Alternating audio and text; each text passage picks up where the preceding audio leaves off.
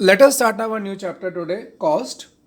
बच्चों, cost chapter के अंदर हम बेसिकली क्या पढ़ने वाले हैं कि जब हम प्रोडक्शन करते हैं किसी भी कमोडिटी का, तो उसमें कॉस्ट किस प्रकार से इनकर्ड की जाती है, लगाया जाता है खर्चा। उस कॉस्ट को हम क्या क्या कहते हैं, किस किस प्रकार से उसके मेजरमेंट्स किए जाते हैं, कितनी तरह की होती हैं।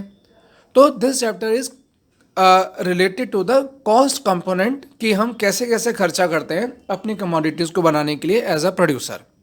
तो now let us start this chapter. सबसे पहले हम पढ़ेंगे बेटा मीनिंग। तो बच्चों, जो ये लेक्चर आपका रहेगा ना, it will be like this. पहले मीनिंग करेंगे, फिर कॉस्ट फंक्शन, फिर short term phenomena of cost. उसमें आप क्या क्या पढ़ोगे, टीएफसी, टीवीसी और टीसी। शुरू करें। सबसे पहले क्या है meaning. Cost is the total expenditure incurred in producing a commodity. Very simple कि कॉस्ट क्या है, आपने जितना भी खर्चा किया एक कमोडिटी को बनाने के लिए।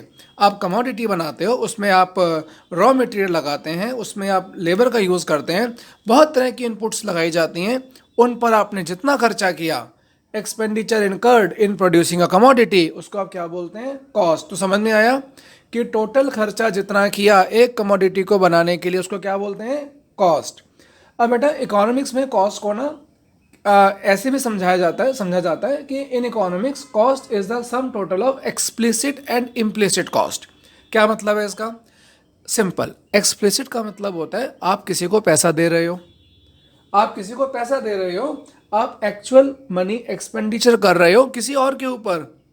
किसी और का मतलब आउटसाइडर, ध्यान समझना।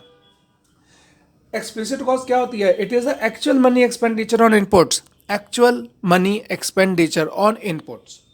और इसको आप ऐसे भी समझ सकते हो, payment made to outsiders. Outsiders को पैसा दिया, क्यों दिया? For hiring their factor services. सीधे शब्दों में, आपने किसी को पैसा दिया और उससे सर्विस ली। आपने किसी को पैसा दिया, आपने उससे इनपुट लिए, जैसे कि एम्प्लॉयज़ को सैलरी दिया, जैसे कि आपने बिल्डिंग को किराए पर लिया तो किराया दिया, जैसे कि आपने रॉ मटेरियल खरीदा तो पैसा दिया। कुल मिला के एक्सप्लिसिट कॉस्ट क्या होती है कि जब जब आप इनपुट बाहर वालों से लेते हो और उनको उसके बदले में पैसा देते हो, मनी एक्सपेंडिचर इनकर करते हो, उन्हें क्या बोलते हैं, एक्सप्लिसिट कॉस्ट। समझ में आया? तो एक्सप्लिसिट कॉस्ट क्या समझ में आया? फिर से सुनो, रिवाइज करो साथ साथ। It is the actual money expenditure on inputs और payment made to whom? Made to outsiders. क्यों वाला? For hiring their factor services. Clear हुआ? बहुत बढ़िया। सेकंड टेकअप करते हैं, इम्प्लिसिट कॉस्ट। बेटा, इम्प्लिसिट कॉस्ट क्या होती है? इम्प्लिसिट कॉस्ट को समझने से पहले एक बात समझ लो। बेटा, जो मालिक होता है ना बिजनेस का, फर्म का, प्रोडक्शन प्लांट का, वो ना खुद के भी इनपुट्स लगाता है। जैसे माना लैंड हमारी अपनी है, जैसे माना हम खुद से काम कर रहे हैं एज ए एंटरप्रेन्योर, जैसे माना कैपिटल हमारा अपना है। तो बेटा, इनके लिए ना आप किसी को पैसा पे नहीं करोगे। आप इनकी जो कॉस्ट है वो किसी को देकर नहीं आओगे। भाई, लैंड आपकी अपनी है, कैपिटल आपकी अपनी है, आप खुद से काम कर रहे हो, तो अपना थोड़ा ना सैलरी किसी और को देकर आओगे। नहीं देकर आओगे ना। खुद की बिल्डिंग है, किसी और को रेंट पे करोगे? नहीं जी, नहीं करेंगे। अब समझना, जब मालिक ने खुद काम किया एज ए एंटरप्रेन्योर, जब मालिक ने खुद की बिल्डिंग लगाई, खुद का पैसा लगाया, हालांकि इसकी कॉस्ट किसी और को पे नहीं करता, परंतु परंतु इनकी एक एस्टिमेटेड वैल्यू होती है। भाई, आपकी बिल्डिंग है, आपकी लैंड है, सर्विसेज तो ले रहे हो ना। आप ऐसा एंटरप्रेन्योर काम कर रहे हो तो आपकी सर्विसेज की भी तो एक वैल्यू है ना, भले ही पैसा ना दो, भले ही किसी को पे ना करो, आपकी तो वैल्यू है भाई। जब उस वैल्यू को, जब आपकी सर्विस की वैल्यू को एस्टिमेट किया जाता है तो हम बोलते हैं एस्टिमेटेड वैल्यू। जब आपकी सर्विसेज की वैल्यू को, जब आपके द्वारा लगाई गई लैंड की सर्विसेज की वैल्यू को एस्टिमेट किया जाता है तो it is the estimated value of what? Inputs. Input कौन से? आपने लैंड यूज किया, आपने कैपिटल यूज किया, आपने खुद की सर्विसेज दी, तो it is the estimated value of inputs. Supplied किसने सप्लाई किया? ऑनर ने। Supplied by the owners. सुनो ध्यान से, it is the estimated value of input supplied by the owner including normal profit. समझ में आया? तो सीधे शब्दों में और आसान शब्दों में, भाई खुद के फैक्टर्स हैं, इसीलिए इनकी जो भी कॉस्ट है, जो इनकी वैल्यू है, इनको एस्टिमेट किया जाएगा। उसी को हम क्या बोलते हैं? Implicit cost. समझ में आया बढ़िया से? बढ़िया, समझ में आया? तो आगे चलते हैं। अब हम टॉपिक नंबर 2 ले रहे हैं इसका, और वो क्या है जी हमारा? Cost function. बेटा कॉस्ट फंक्शन क्या है? It is a relationship. ध्यान से सुनना, ध्यान यही रखना। कॉस्ट फंक्शन क्या है भाई? पॉइंट नंबर 2 पे आके ध्यान से देखो। कॉस्ट फंक्शन होता है, it is a relationship between the cost and output, कि कितना खर्चा किया और कितना आउटपुट आया, उस रिलेशनशिप को किस नाम से जाना जाता है? Cost function. So cost function is the it is the relationship between the cost and the output. इसको हम क्या कहते हैं? Cost function. It refers to the functional relationship between cost and output. और इसको एक्सप्रेस कैसे किया जाता है? C is equal to F Q. What does it mean? इसका मतलब क्या है? C का मतलब कॉस्ट ऑफ प्रोडक्शन, F का मतलब फंक्शनल रिलेशनशिप, Q का मतलब क्वांटिटी ऑफ आउटपुट। फिर से सुनो, फिर से रिवाइज करो। क्या रिवाइज करना है? Cost function refers to functional relationship. Cost function refers to the functional relationship between cost and output. It is expressed as C is equal to FQ. C क्या है? Cost of production. F क्या है? Functional relationship. और Q क्या है बच्चों? Quantity of output. तो आपको दोनों टॉपिक क्लियर हो गए कि कॉस्ट होता क्या है, टोटल खर्चा कितना किया, एक्सप्लिसिट इम्प्लिसिट भी क्लियर हुआ और कॉस्ट फंक्शन भी क्लियर हो गया। अब चलते हैं हम अपने थर्ड टॉपिक की तरफ, शॉर्ट रन कॉस्ट। बेटा सब लोग जानते हैं जब हम शॉर्ट रन फिनोमिना की बात करते हैं तो हमारे कुछ फैक्टर्स फिक्स होते हैं, कुछ फैक्टर वेरिएबल होते हैं। ये बात हमने प्रोडक्शन फंक्शन के लेक्चर में भी डिस्कस किया था कि जब शॉर्ट रन होता है तो जैसे कि मशीन आप नया नहीं लगा सकते, नया लैंड एक्वायर नहीं कर सकते, समय कम है ना, तो उन्हें बोलते हैं फिक्स फैक्टर। और कुछ वेरिएबल होते हैं जिसको जनरली हम लेबर से डिनोट करते हैं कि हम उनको और एम्प्लॉय कर सकते हैं। तो कुछ फैक्टर हमारे फिक्स होते हैं, कुछ फैक्टर हमारे वेरिएबल होते हैं। अब आगे चलते हैं। आज हम क्या डिस्कशन करेंगे? शॉर्ट रन में हमारी दो प्रकार की कॉस्ट का, टोटल फिक्स कॉस्ट और टोटल वेरिएबल कॉस्ट। इन्हें जोड़ोगे तो कहाँ पहुँच जाओगे? Point number C, which is known as total cost. तो चलिए, अब पहला हमारा फोकस होगा टोटल फिक्स कॉस्ट। कौन सा वाला? Total fix cost. बेटा टोटल फिक्स कॉस्ट का क्या मतलब होता है? ये ना आपकी वेरी नहीं करती, ये आपकी चेंज नहीं होती, भले ही आउटपुट कम हो या आउटपुट ज़्यादा हो। मैं एग्जांपल दूं, जैसे माना आपने एक बिल्डिंग किराए पे ली, फैक्ट्री की बिल्डिंग किराए पे ली और किराया है माना 1 लाख रुपए, माना 1 लाख रुपए किराया है। तो बेटा अगर मुझे 1 लाख रुपए किराया देना है तो देना ही है, फिर तो चाहे हम प्रोडक्शन करें या कितना भी ज़्यादा करें, चाहे हम 0 बनाएं, 10 बनाएं, 20 बनाएं, 100 बनाएं, आपको 1 लाख रुपए किराया देना ही है। तो that is my fixed rental cost. ये मेरा क्या होता है? Fixed rental cost, even if the output is large, small और इवन इफ इट इज 0, इनको तो पैसा देना ही है आपको।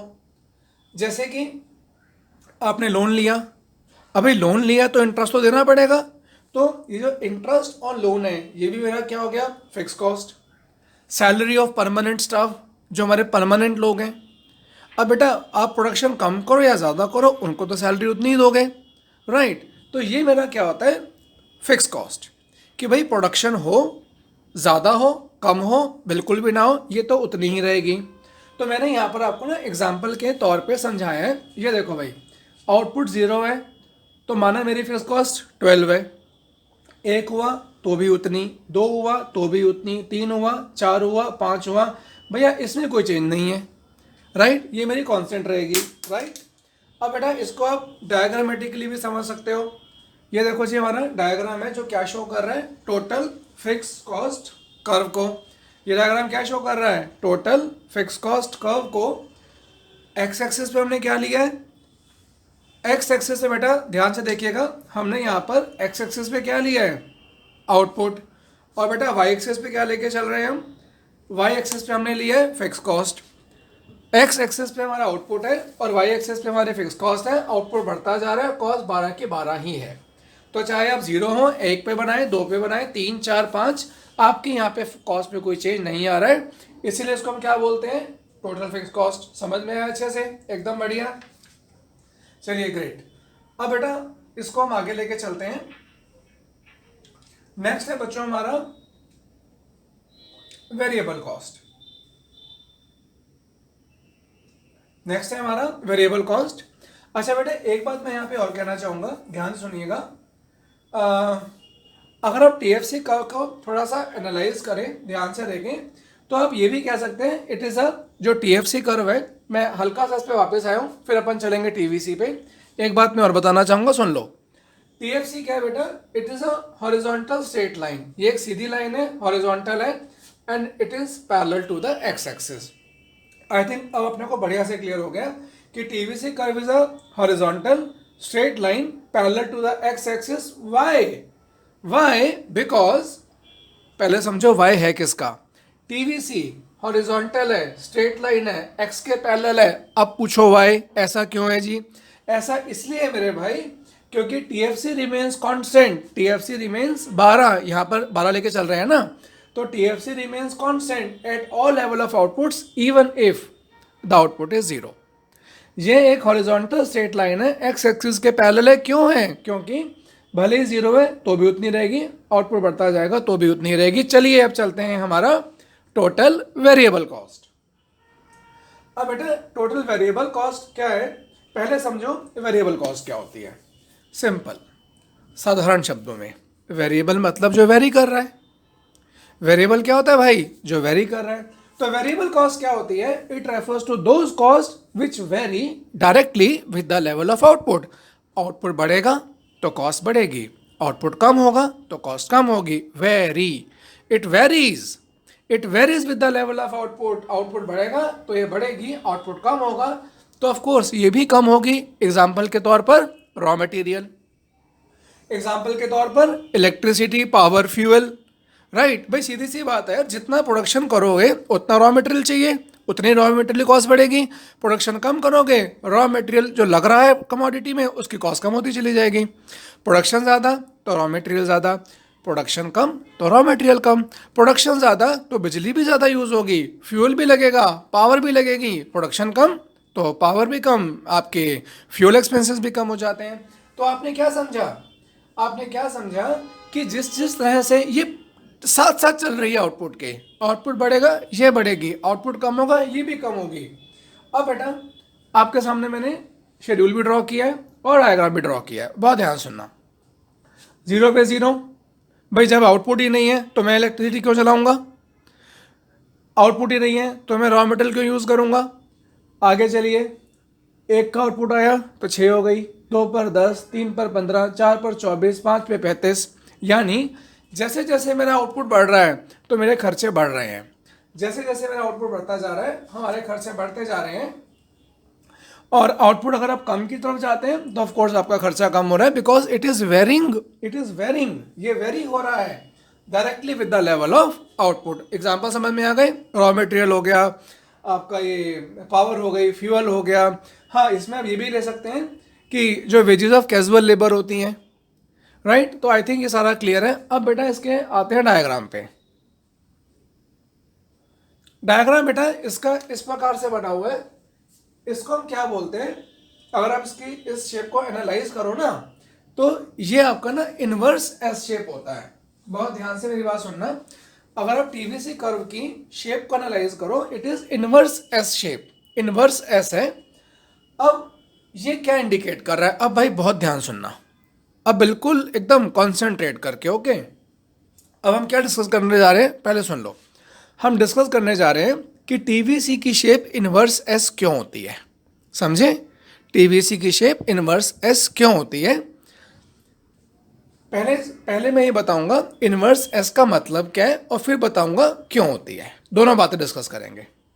इनवर्स एस का मतलब होता है कि initially it increases at a diminishing rate. आप चाहें तो नोट्स भी बना सकते हैं कि TVC is a inverse S shape. क्या है ये? What is this? What is the analysis says? सुनो ध्यान से। Initially it increases at a diminishing rate, initially it increases at a diminishing rate, then at a constant rate, and then after that at increasing rate. आप इसमें 3 बातें देख सकते हैं। Can you see like this, and then it goes up at a increasing rate. 3 बातें देख रहे हो ना? एक तो यहां पर देखो, फिर बेटा यहाँ पर हल्का सा देखिए एंड देन यूं देखेंगे आगे की ओर, it goes up at increasing rate. तो मैंने क्या बोला, इनवर्स एस शेप क्यों कहते हैं, क्योंकि initially it increases at a diminishing rate, then constant and then it increases at a increasing rate. तीन बातें बार बार बोल रहा हूं, सुन लेना, याद कर लेना कि initially it increases at a diminishing rate, then at a constant rate and then at an increasing rate. अब अगला क्वेश्चन, ऐसा क्यों होता है? सर आपने समझा दिया इनवर्स एस का मतलब क्या है कि initially it increases at a diminishing rate, then at a constant rate and then at increasing rate. Sir ऐसा होता क्यों है? Now let me explain. ऐसा इसलिए होता है मेरे बच्चों, because of the law of variable proportion. बहुत महत्वपूर्ण बात है ये। इनवर्स एस शेप क्यों होता है मेरे बच्चों? Because of law of variable proportion. Okay, थोड़ा सा मैं आपको ना लॉ से भी इसको कनेक्ट कर देता हूं ताकि आप लोग कंफर्टेबली समझ पाओ कि लॉ से ही कैसे कनेक्ट हुआ। तो देखो भाई, दो बातें पढ़ चुके हैं। इनवर्स एस शेप का मतलब क्या है, ये क्यों होती है। अब हम क्या पढ़ने जा रहे हैं कि सर थोड़ा कनेक्ट समझा दीजिए कि लॉ से कैसे कनेक्ट हो रहा है ये। तो सुनो मेरे भाई, इनिशियली जब पहले फेज में जब increasing returns to a factor होता है, यानी कि जब आपका टीपी बढ़ता है एट इंक्रीजिंग रेट, तो टीवीसी बढ़ती है एट अ डिमिनिशिंग रेट। समझे? इनिशियली जब आपका टीपी बढ़ता है एट इंक्रीजिंग रेट, तब आपकी टीवीसी बढ़ती है एट अ डिमिनिशिंग रेट। और बाद में सेकेंड फेज में जब diminishing returns to a factor आते हैं, बाद में सेकेंड फेज में जब diminishing return to a factor आते हैं, तब टीपी बढ़ता है एट अ डिमिनिशिंग रेट और टीवीसी बढ़ती है at a increasing rate. I hope to this extent understanding is clear. इतना समझ में आ गया? चलिए, बहुत बढ़िया जी। दो बातों पे ध्यान रखना महत्वपूर्ण, इनवर्स एस का मतलब क्या और कारण, law of variable proportion. Okay great, बहुत बढ़िया। चलिए अब चलते हैं आगे। अब हम जा रहे हैं, कहाँ जा रहे हैं भाई? सबको बताया था कैसे कैसे पढ़ेंगे, 1 2 3 ए बी सी। अब तो बताओ कहाँ जा रहे हैं? अब हम जा रहे हैं पॉइंट नंबर सी की तरफ, टीसी। बेटा टीसी को बहुत ध्यान सुनना, बहुत अच्छा कॉन्सेप्ट है, अभी बहुत बढ़िया कॉन्सेप्ट है। टीसी बोले तो टोटल कॉस्ट, यानी टोटल कर दो, जोड़ दो, टीएफसी प्लस टीवीसी। कुछ नहीं किया भाई, टीएफसी को और टीवीसी को जोड़ दिया तो टीसी बन गई। शेड्यूल आपके सामने है, जोड़ते जाओ आंसर आ जाएगा। जोड़ना सिखाऊं? देखो, 0 पे कितना है भाई? 12 प्लस 0 इज 12। 1 पे कितना है भाई? 12 प्लस 6 इज 18। 12 प्लस 10 22। जोड़ते जाओ जोड़ते जाओ। 5 पे कितना है बेटा? 12 प्लस 35 47। समझ में आया? बहुत बढ़िया, वेरी गुड। अब बेटा इसका डायग्राम कैसे प्लॉट करना है, बहुत ध्यान सुनना। आपको पता है ये आपको ऑलरेडी क्लियर है, जिसको ये समझ में आ गया ना उसको ऑलरेडी क्लियर है। वो कैसे? देखो जरा, TFC TFC constant straight line, चाहे 0 का आउटपुट है, चाहे 1 2 3 4 5 12 रहेगी उदाहरण के तौर पर। कोई डाउट? टीएफसी क्लियर है, बहुत बढ़िया। टीवीसी देखो भाई एकदम सेम लग रहा है कि किस शेप में, इनवर्स एस शेप में है। हमने क्या किया, इस टीएफसी और टीवीसी को जोड़ा और क्या बन गई? टीसी। हमने क्या किया, हमने इन दोनों को जोड़ा और कहाँ पहुंच गए? टीसी पर। और टीसी का भी बेटा जो शेप रहेगा, टीसी भी इनवर्स एस शेप होती है। जो टोटल कॉस्ट है बेटा वो भी क्या होती है आपकी? Inverse S shape. और क्यों होती है? Law of variable proportion. TC भी मेरे भाई इनवर्स एस शेप होती है, और क्यों होती है? Because of law of variable proportion. और बेटा एक बहुत इंपॉर्टेंट बात है, ध्यान देने की बात है। क्या आप एक बात देख रहे हो कि जो आपका टीसी का और टीवीसी का जो गैप है बेटा वो कांस्टेंट है।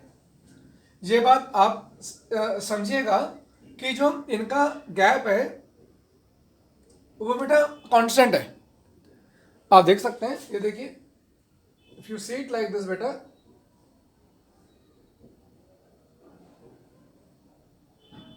ये बेटा गैप आपका सारा कांस्टेंट है। ऐसा क्यों है? आप इसको ना ऐसा समझो, TC is equal to TFC plus TVC, और टीसी और टीवीसी का जो डिफरेंस होगा वो क्या रिप्रेजेंट करेगा? टीएफसी को। इसको मैं दो तरह समझाऊंगा। पहला, मैथमेटिकली देखो, इक्वेशन वाइज देखो, मैं किसका डिफरेंस देख रहा हूं? टीसी का और टीवीसी का। तो टीसी का और टीवीसी का डिफरेंस क्या है भाई? टीएफसी, समझे? और टीएफसी मेरी क्या है? कांस्टेंट। तो गैप भी क्या है मेरे भाई? कांस्टेंट। क्लियर हुआ? अब एक तरीके से और समझो, टीवीसी टीसी से ज़्यादा क्यों है? टीवीसी से टीसी जो है मेरी, वो टीसी टीवीसी से ऊपर क्यों है? उसमें ऐसा क्या है कि वो टीवीसी से ऊपर हो गई? उसमें मेरे बच्चों टीएफसी है। भाई क्वेश्चन समझो, टीसी में ऐसा क्या किया कि वो ऊपर चली गई? ऊपर क्यों उठ गई? उसमें बेटा हमने टीएफसी ऐड किया। तो जैसे ही मैंने टीवीसी के अंदर टीएफसी ऐड किया तो मेरे पास क्या आ गया? टीसी। तो फर्क क्या है? टीएफसी का। समझे? टीवीसी में जैसे ही मैंने टीएफसी ऐड किया तो मेरी क्या बन गई? टीसी। तो फर्क किस चीज का है? टीएफसी का। टीएफसी क्या है भाई? आपके सामने कांस्टेंट। कांस्टेंट तो गैप भी क्या है बेटा? कांस्टेंट।